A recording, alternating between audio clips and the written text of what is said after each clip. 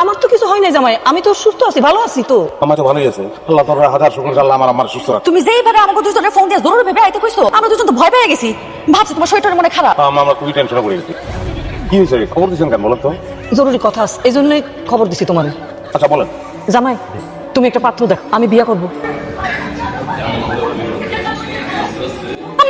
তুমি এসব কি কইতেছো, বিয়ে করবো মানে? খারাপ কিছু তো বলি নাই, আমি মারা গেছে সেই কোন কালে।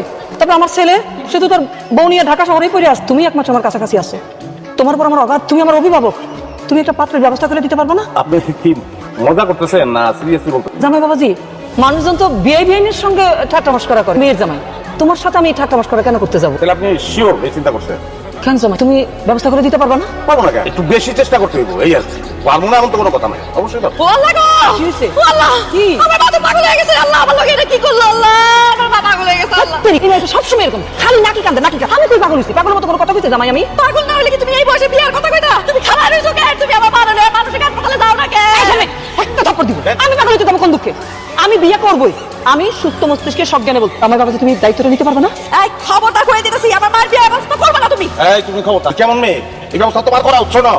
বিয়ার পর আমার এই শাশুড়ি আম্মায় আমার কি না ঘর আংটি দিচ্ছে, ঘড়ি দিচ্ছে, মোবাইল দিচ্ছে, ফার্নিচার দিচ্ছে, আর যখন আর আমি তো তার কিছুই দেই নাই। সে চাইছে একটা হাজবেন্ড, সেটা আমি জোগাড় করে দিতে পারবো না। What this? আমি অবশ্যই আম্মা, আপনি একদম চিন্তা করেন, আপনার বিয়া আমি দেবো। এই বয়সে আমার বিয়ার ব্যবস্থা করবে তুমি?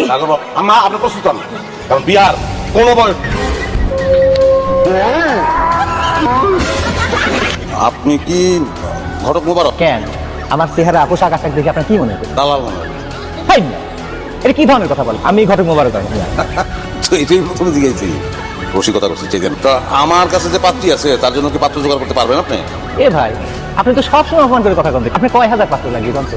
ধরেন নিয়ে যদি ল্যাংড়া, খুড়া, বোবা, কালা, খসা, বিধবা, তালাকি যাই হোক, সব রকম মেয়ের জন্যই পাত্র আমার কাছে গোডাউন আছে ভাই, আমার কাছে গোডাউন। খালি আপনি বলেন যে আপনার পাত্রীটাকে। আমি তাহলে তোমার আপনার মেয়ে সম্ভবত পাচ্ছি না, আমি পাত্র। কি বলেন ভাইজান? খালাম্মা কি বলে এটা? পরিষ্কার বাংলায় বললো, উনি পাত্রী, আমার শাশুড়ি, উনি পাত্রী, ওনার জন্য পাত্র জোগাড় করতে হবে। আচ্ছা তাহলে আপনারা ভালো থাকেন, আমি আসি। আর কই আসেন, কই যান? বাড়ি চলে যাই ভাই, ওনার যে বয়স, ওনার জন্য পাত্র খোঁজা আমার পক্ষে সম্ভব না। একটু আগে যে কইলেন পাত্রের গোডাউন আপনার কাছে, হ্যাঁ পাত্রী দেখা পাত্রের গোডাউনে খারাপ পড়ে গেল। ভাই গোডাউন ঠিকই আছে, খাটাও করে না। আপনি বোঝেন না কেন? এখনকার পোলাপান মনে করেন 25 বিয়ে করবে, বয়স যদি 20+ হয় তাই বিয়ে করতে চায় না। আর ওনার চেহারা তো মাশাআল্লাহ দেখে মনে হচ্ছে 60+। ওনার জন্য পাত্র দেখা আমার পক্ষে আসলেই সম্ভব না। রাখেন আপনার বয়স, ঘটক হইয়া এই ধরনের কথা তো কেমনি বলেন?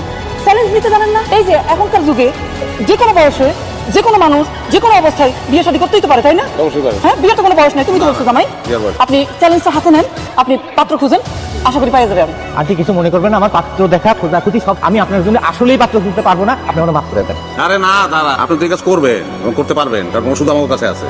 মানে কি? এই যে ওষুধ, টাকা 5,000 ধরেন, অ্যাডভান্স দিলাম, ধরেন বাকি 15,000 পরে পাইবেন কাজের শেষে, টোটাল 20,000।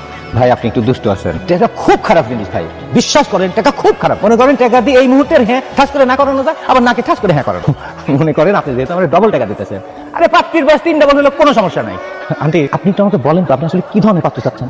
আসলে আমার যেহেতু বয়সটা একটু বেশি, ইয়ং পাত্র, মানে 24, 25, 26 পর্যন্ত যাওয়া। কোনো সমস্যা না আন্টি, মনে করেন আমি কালকে সকাল 10টা থেকে 11টার একটা যুবক 24-25 বছরের ছেলের নিয়ে আপনার উঠানে এসে হাজির। আপনি একটু সাজুগুজু করে থাকবেন, দুজনের কথাবার্তা যদি হয়ে যায় সঙ্গে সঙ্গে। আলহামদুলিল্লাহ। আলহামদুলিল্লাহ।